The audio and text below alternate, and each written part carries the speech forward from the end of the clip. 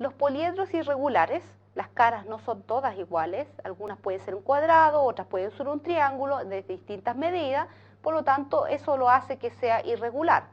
Existen separados en dos grupos, los prismas y las pirámides. Revisemos lo que son los prismas. Veamos la figura, el prisma tiene la característica de tener dos bases.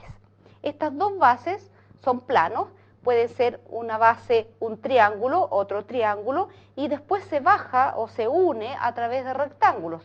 Lo podemos unir con cuadrados, me queda más corto, pero sigue siendo un prisma.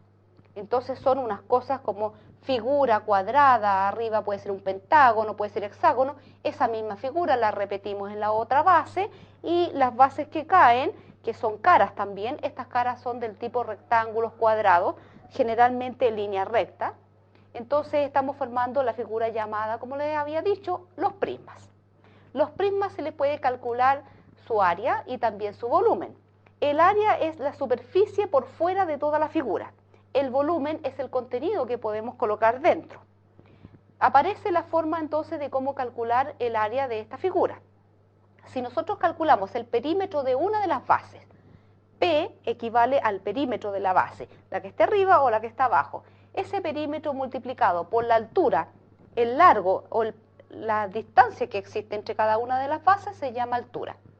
P por H más 2 veces el área de la base forman entonces la manera de poder calcular el área de esta figura o de este prisma.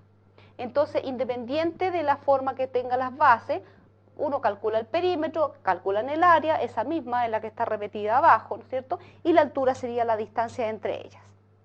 ¿Cómo calculamos el volumen o contenido que cabe dentro de un prisma? Para eso calculamos el área de la base, de una de las bases, y la multiplicamos por la altura.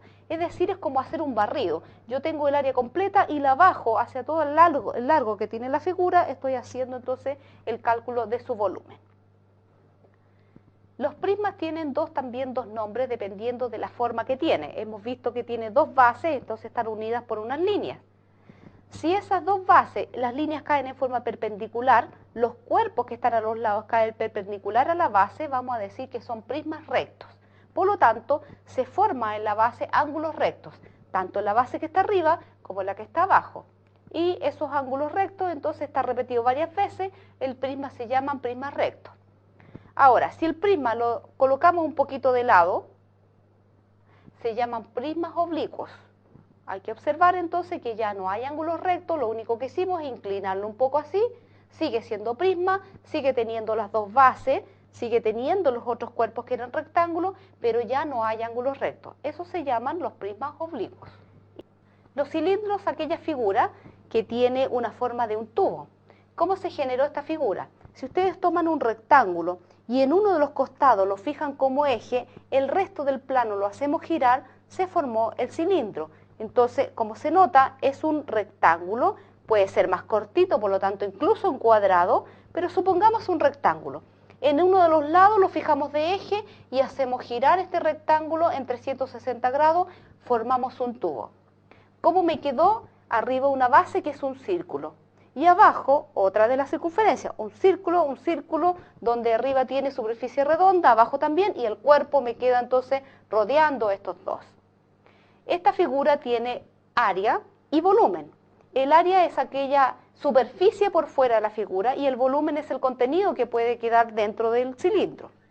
Para calcular esto necesito conocer el radio de la circunferencia, ya sea la que está arriba en la base, que está superior, o la base inferior, son idénticas, es el mismo radio. Entonces, conociendo R y conociendo la distancia que existe entre estas dos circunferencias, que se llama altura, la separación entre ellas, llamamos altura, y que aquí la estamos mencionando como H, altura, vamos a decir entonces que el área, contorno por fuera, de este cilindro se calcula como 2pi RH, todo multiplicado, 2 por pi por R por H, y le sumamos 2 veces pi por R al cuadrado. De esa forma entonces hemos estado calculando toda la superficie, como que si quisiéramos saber cuánto vamos a ocupar de pintura en el caso de que queremos pintar un tubo. Sabemos que la superficie entonces está en los centímetros cuadrados, los metros cuadrados, de manera que la calculamos de esa forma. Pero para eso hay que conocer el radio que tiene la base, esta circunferencia, que es la misma arriba y abajo, en los dos topes. Si queremos calcular entonces el volumen ahora, lo que puede estar de contenido dentro de este cilindro, multiplicamos pi por r al cuadrado por la altura. Pi por r al cuadrado es el área de la circunferencia que está arriba, y eso por h. Entonces estamos abarcando el volumen completo, el contenido por dentro de la figura. Así pueden ustedes calcular entonces las dos medidas que se pueden medir en un cilindro.